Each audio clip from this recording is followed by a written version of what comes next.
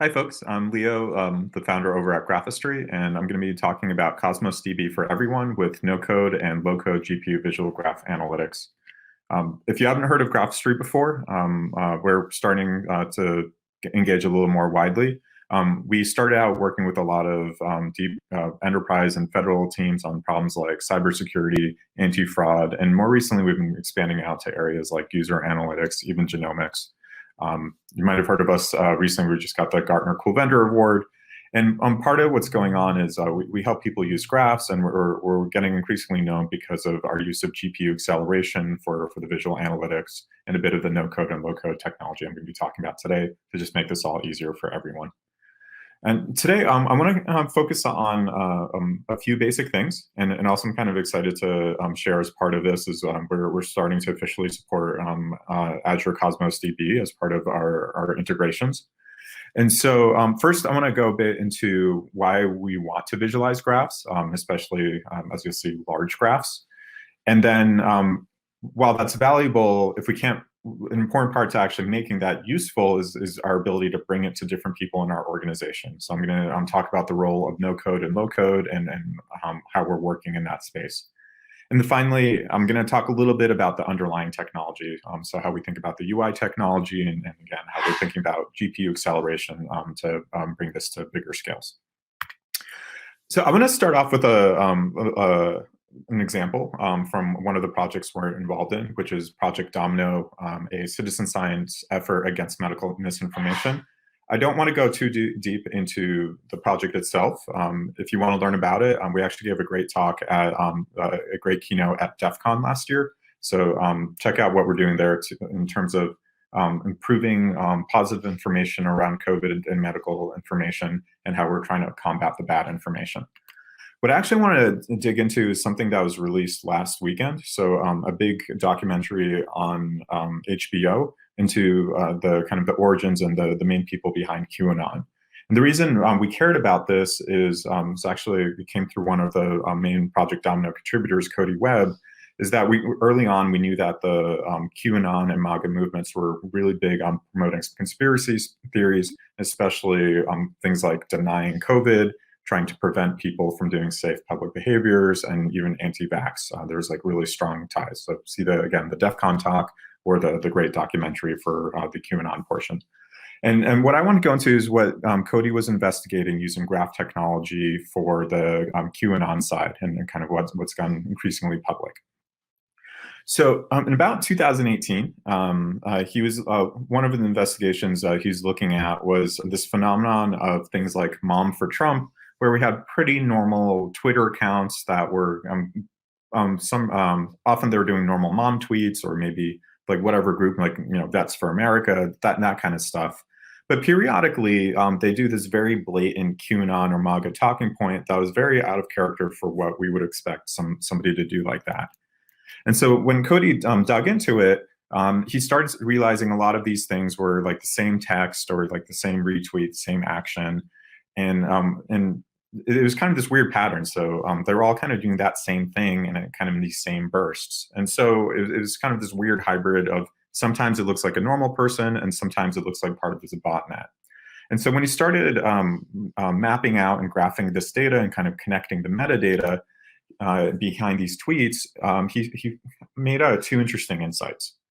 So the first one was in the metadata, there's something called Power 10. So that a lot of these messages were posted using some tool called Power 10. And when he started researching Power 10, he found a couple of things. First, he found who registered the website, and that kind of led to one sort of offline investigation or off-Twitter investigation. And then he also realized that basically what was going on was a lot of these folks had signed up for Trump campaigns and MAGA campaigns, which actually gave the campaigns permissions to reuse their accounts. And so that whenever somebody in the Trump campaign wanted to blast out a message to potentially hundreds of millions of people, they can actually activate all these accounts and reuse them as robots to promote their messages. So I want to go a bit again into what Cody found when he was looking into the domain registrar. And so this was, again, we thought it was a done story, but then all of a sudden this weekend, we just found out a lot more. So when Cody was doing the investigation and doing all his graph analytics, he found that Power 10 was being run by somebody called Jason Sullivan. Probably most people don't know this or remember it, but he was one of Mueller's witnesses behind the Roger Stone conviction. So Roger Stone was the guy who ran Trump's campaign, did all sorts of strange election activities. If you know the Capitol Hill riots, you might know that he's one of the sponsors of the Proud Boys. But importantly, he's kind of like an older gentleman, and so he employs other people to do a lot of the work. And so Jason Sullivan was his social media manager. And so Jason Sullivan was the one who was running all of that botnet stuff, and he was doing it basically with Roger Stone's and actually Trump's money. And so that was Cody's investigation back in 2018, which was originally published in 2020. So this was already, it was kind of known that, convictions were happening and it was getting untangled by the FBI. But the thing that kind of popped out this weekend was that same Power 10 app. All of a sudden, there's these giants, all these accounts that are basically tied to real people on Twitter, that they weren't just being used for MAGA, but they were also being used for QAnon. And so when HBO dug into this a little bit more, what the final piece of the story so far was actually brings in someone named Ron Watkins. So Ron Watkins, you might not know Ron Watkins, but there's a chance you might know about public websites like 4chan and the kind of the worst incarnation called 8chan. So Ron Watkins is the administrator for a bunch of that stuff. And what the investigation found was that he was using Power 10 as well, kind of working with Jason Sullivan to do a lot of the QAnon side of the things. And so he was originating a lot of that content and using Power 10 to promote it. So hopefully this gives you a bit of a feel of when we're looking at the kind of, you have a large corpus of data, like let's say security alerts or fraud alerts or social media text, the kinds of stitching together investigations that we have to do. So I want to take a look at actually an example of the type of work that Cody was doing when he was finding out how this actually worked. So in Project Domino, we'll do a lot of collaborative data science work. So we'll do something like Jupyter Notebooks, where we'll connect to our graph database. And then sometimes we'll directly look at the raw data. Sometimes we'll run a machine learning algorithm to make fuzzy connections and then look at it. So in this case, for example, we might be looking, and this is actually one of the tools Cody uses the most for his analyses. He'll look at a bunch of accounts, but instead of looking at who the accounts are talking to, he'll look at all the metadata behind the accounts. So for example, which tags are they talking about? Which content are they talking about? And we'll have a bunch of different feature columns associated with each account. And so once we have that, we'll start actually taking a look at that to see if we can see patterns. And so in this case, we're looking at a bunch of different conspiracy theories that we pulled off of Twitter. And so again, each little dot here represents a different Twitter account. And the interesting thing here is the edges between the accounts. So it doesn't actually represent something physical, like somebody following someone else, but it actually represents that they're talking through those machine learning and feature columns, that they seem to be talking about the same things in the same intensities, or maybe they have the same metadata. Like we kind of have the scores showing that they kind of seem to be driven by that same behavior. And so, for example, if we then map out something like intensity of discussion of QAnon, we can do this on the fly here. I'll kind of give a look of the type of data that Cody would then see. And so now we have those 5,000 accounts, and we're looking at about 97,000 relationships that we inferred on screen. But we see highlighted, for example, there's an interesting cluster here where there's a lot of QAnon mentions here, but actually there's a bunch of accounts that don't really talk about QAnon all that much. They might mention it, but very little. But otherwise, they actually do seem to be, in other ways, deeply linked to these. And so what we saw here is that we can actually see the shapes that when these bots are kind of controlled by the same person or kind of using the same talking points, I can actually start seeing the shape and the structure of that activity. And then somebody like Cody could kind of investigate these individual clusters and kind of look deeper, and including going off of Twitter. So let's jump back to, and actually I do want to make one extra point here, which is that this kind of, hopefully hammering home, we're seeing both the ability to use direct data like the accounts, machine learning data like those inferred fuzzy relationships, And then especially special to Graphistry, we are using GPUs both in our front end and back end to make all this kind of clustering and rendering real time. And then all of that in a team environment we're doing through, for the more code-heavy parts of our team, we're collaborating through Jupyter Notebooks. Okay, so let's jump back in here. So what we're doing with Project Domino is actually pretty general. In Graphistry, we see this, might be like a security team looking at Splunk logs, or a fraud team looking at SQL alerts, or secret SQL transactions, even genomics teams looking at giant assays. They're all basically collecting that data, stuffing it into different kinds of databases. We do like it when it's in a graph database, but it's okay if it's not. And then at that point, people are trying to answer questions like I was showing you before, like for given any entity, can we get a 360 view of the other entities or events around it? Was there some progression around it? If it was like an incident, like an alert or an outage, was there like a root cause that we can trace back? If it's a person or like a customer, was there some sort of behavior pattern or journey we can map out?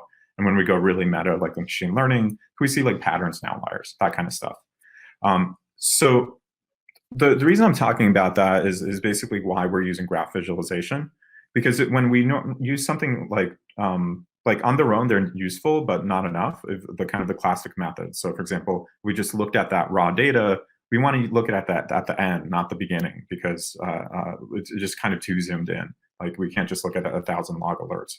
Likewise, if we take something like, let's say we're looking at our customer activities, and we just take 1,000 customer IP addresses and look at the distribution, let's say make a bar chart, that doesn't really tell us anything about the relationships in those customers. We really need to look at all those features and kind of look at those journeys and relationships across the data, like I was showing you with those Twitter accounts. So I want to give a few examples of the types of insights that these graph visuals are giving us.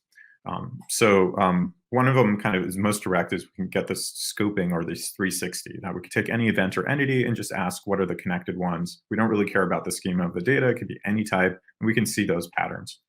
A bit more interesting is when we start looking at the add-in notions of time or behavior. So for example, on the right, on top right, I'm coloring based on time. And so maybe we have a sequence of events or entities, and what we're seeing, it's going kind of like cold to hot. And then at some point it actually forks at the latest time. And so with this simple thing like clustering and time coloring, you actually get like a temporal and dynamic notion of what's going on. We'll often overlay other information, but that's already giving you that ability. And then once we start bringing in machine learning and scoring and analytics, we actually get into two interesting modes of this. On the bottom right, we might just do straight up scoring of either the edges or nodes. So maybe we want to highlight relationships or entities. And then it's kind of like you saw when I was looking at the conspiracy theories and medical misinfo on Twitter, we were able to kind of call out different parts of the group and know where to kind of prioritize our investigation. At the same time, we're actually running clustering on all of that data, so that even after we ran initial algorithms, it's actually interesting and useful to, on the fly, work with that data to see those patterns and outliers. And so on the bottom left, where we're able to kind of notice there's both an outlier and an interesting connectivity pattern on the left. Maybe one note here is at Graphistry, now that we're using and bringing GPUs into the picture, whether on the server or the front end, we can actually look at more modern sized data sets. So if you have 100,000 or 1 million events you want to look at together, this is the first time, on the database side, it's exciting that it's increasingly easy to do that. But on the front end side and the UI, this is the first time you can actually really look at and work with that data. So despite that, all I showed you is really great for these, what we like to call the data 1%ers, these like data scientists who like to code. This actually often gets hard for everyone else. And there's an interesting statistic from Gartner, which is basically, when they talk to the different enterprises and government groups, about 85% of data science projects fails. And there are a lot of reasons for that. But ultimately, I think if you really distill it down, if people had an easy button, they would succeed. And as soon as they don't have an easy button, they're going to fail. And so if we can kind of get it to that point and identify the things preventing that easy button, we'll do a lot better. And I think that one of the parts of looking at that is looking at who's actually using this stuff. So like a project I know, for example, we have those data scientists and data engineers and people who love coding and have the time to code. And if you think about an expert spending 10,000 hours getting good at something or becoming an expert at something, these folks have spent part of their time budget on a lot of coding. But at the same time, Cody and folks like him and investigators like them, or imagine like a fraud analyst, a lot of them are actually more experts in something like fraud or security and less on hardcore engineering. So both are important, but they're different skills, and you have to put your time somewhere. And so there might be a ratio of like 1 to 10, something like that, of like people who might write code versus people who might write something like Python or C++ versus people who might write SQL. And then for every person who might be comfortable in, say, SQL, you're going to have a lot of people who might be, let's say, experts in sales or marketing, but they don't, maybe they know a bit of SQL, but all of a sudden their productivity drops. And you don't really want to, even if they could learn this stuff, you don't want to burn their time on that. And so we need to figure out how to make everyone work together. And so if we flip around, if we look at like where the most people are and kind of where what we want to have them doing, we actually get to a pretty basic story of like what's the easy button for each person. So somebody who doesn't write code can't have a coding solution. Like they're just not going to work. So whatever that easy button is, it's going to be no code for them. If they want to automate or explore, great, but it's got to be with no coding. For folks in the middle, so imagine like a senior BI analyst or like a customer analyst or a senior fraud analyst, they might be able to code a little bit. They're probably going to be, some of them will be pretty darn comfortable with whatever database tool, like let's say Cosmos DB or Splunk or something, or Neo4j or any SQL, any of these. But as soon as they have to go outside of the query language, they're going to struggle. But if we can keep them there, that's pretty good. And then finally, we have those like data scientists and engineers. They might collaborate directly in something like notebooks, or they might create code like streamlined solutions through embedding APIs. So I'm actually kind of excited to share for the first time a project we've been working on for Cosmos DB. And so you're going to be able to get this on the Graphistry GitHub, and we're going to be submitting this into the Cosmos DB gallery. So something I want to show here is called Graph App Kit. And so Graph App Kit combines a low-code dashboarding tool called Streamlit with other kind of easy deployment tools like Docker, visual tools like Graphistry, and makes it easier to do dashboarding. And so in this case, one of the examples we have in our demo dashboarding gallery that you can low code is something like doing a quick little IDE for running and playing with your Gremlin queries. This is actually, I like this example in a few ways. One is on the left. You're kind of seeing the general observation of Streamlit for low-code dashboarding, that the resulting tool shouldn't have a lot of buttons. So from the user side, okay, maybe when we look at the resulting visualization, we want to be able to control what size it is. In a more production scenario, maybe you want to have an input box for which account or customer or IP address we want to look at, like a little search field. And on the right, you're seeing where we actually have a bunch of rich components. So in this case, for example, this might be sort of an escape hatch in the tool where we might want to allow our power users to write their own Gremlin queries. And then when we run that query, and you just hit Command Enter to run it, we'll get back both the results from Cosmos DB, and then we also automatically get one of these Graphistry visualizations. And so from a user side, that means nobody, like whoever's creating that streamlined app, they might need to know a bit of Python. Maybe if they know Jupyter Notebooks, they will also know, they basically also know Graph App Kit. But then very quickly, and I think in less than 100 lines of code, we're able to do this interactive IDE, like kind of sketch. And all of a sudden we can kind of see the data, and we actually get these like rich interactive visualizations where we kind of get free histogramming and filtering and GPU analytics, time bars, things like that. So this is the first time we're sharing that, and it's kind of the first of many integrations we're planning with Cosmos DB. So I was kind of excited to share that.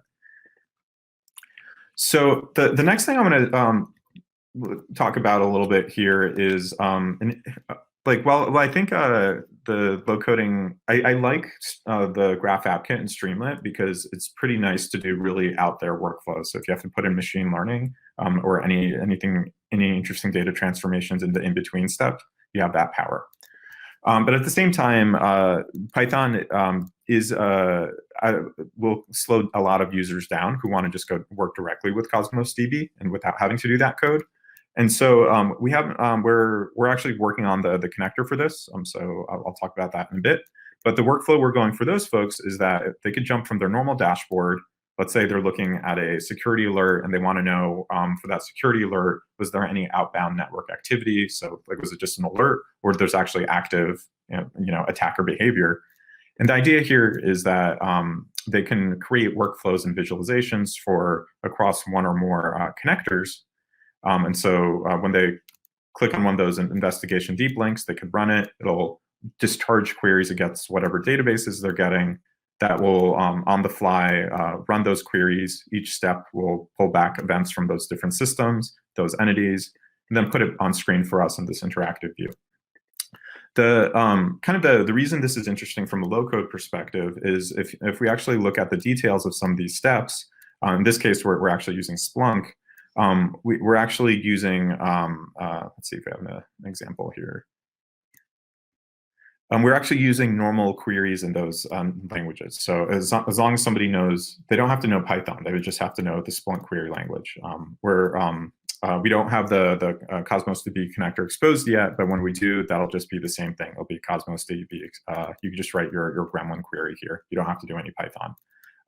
Variants of this you can also do today is you can actually put in, if you do have a team that can do a bit of code, you can actually do a REST query. So against any HTTP endpoint. And then similar to what we did with the Graph App Kit, as long as you have an endpoint that could run these queries, you can actually probably even put in Cosmos DB today. But again, stepping back, what I was trying to get at here is this now means that as long as an analyst, they don't have to know these general purpose languages, but as long as they know the query language of their system, they can actually create automations. And we're actually working on doing a version 2 of this tool where we're even relaxing that requirement. You can actually do all this kind of stuff with zero coding. You just point and click your way. So jump back a bit here. If we go back to our hierarchy, this was all pretty good at the low code, at the kind of no code and low code level, where if somebody has a CSV or a workflow that they can kind of jump in. I'm going to return a bit to the codies of the world, and on the other end, we're very conscious about kind of our power users, and we like to start with them and then bring that to everybody else. And so I want to revisit how somebody like Cody works in Graphistry. So today, he might be comfortable a bit with some Python, where he might, for example, quickly read in some data, and then using Graphistry, he will say, for example, let's pass that table, and then any of those columns that we consider as nodes, let's say IPs or users or fingerprints, turn those into nodes, automatically stitch it together, and then we get those graphs like we were seeing before. And so in this, maybe 5 lines of code, and most of it in reality is just all the work is really this one line. He actually gets these kind of automatically these rich views, does a lot of the smarts out of the box. And so that's actually ends up being, for the data science folks, that ends up being sort of a low code experience where the tool kind of takes care of a lot. The second reason I want to bring that up is that it's actually getting pretty crazy. So let's say from Cosmos DB, instead of getting back 1,000 results, let's say we get back 1 million results from Cosmos DB, and then we want to work on it really fast. We can actually do that same kind of table manipulation. So we'll take the node table and edge table, and then we can use kind of the equivalents of, in this case, I was showing something called pandas. We actually nowadays have these GPU equivalents of those same libraries. So the normal data wrangling we do in notebooks, you can actually run that same code, but in GPU runtimes. And so for a recent experiment we're doing, what we found is on Graphistry, we can do about 100 times more data than other visual tools, which meant that if you ran those workloads in those tools, your browser would crash, but in Graphistry, it would work.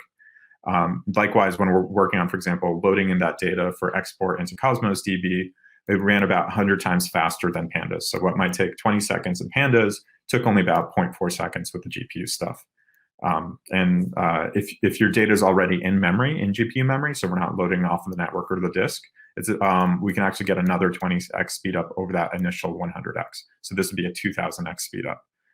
These are kind of crazy numbers, but the reality is GPUs are kind of crazy. And so by adding GPUs both into our notebook flows or our middle tiers or our front end, a lot of cool stuff happens. So I'm gonna kind of step back a bit because I know I covered a lot of ground here. And I think at a high level, two big takeaways from the notion of low code and no code and visualization. One is the reason we look at these our graphs is so that we can see the relationships in our data. So personally, we might want to understand and explore, but then when we're working in more of a production environment, we're probably going to be collaborating with other people. We might need to be automating. And so visual graphs ends up being a nice lingua franca and a nice collaboration point for enabling that stuff.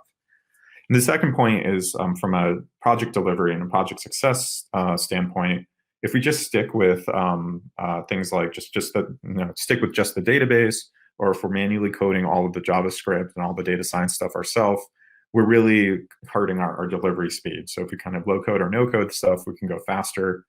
We could get better results because we can actually get these supercharged tools that have already done some of the crazier things like GPUs and machine learning.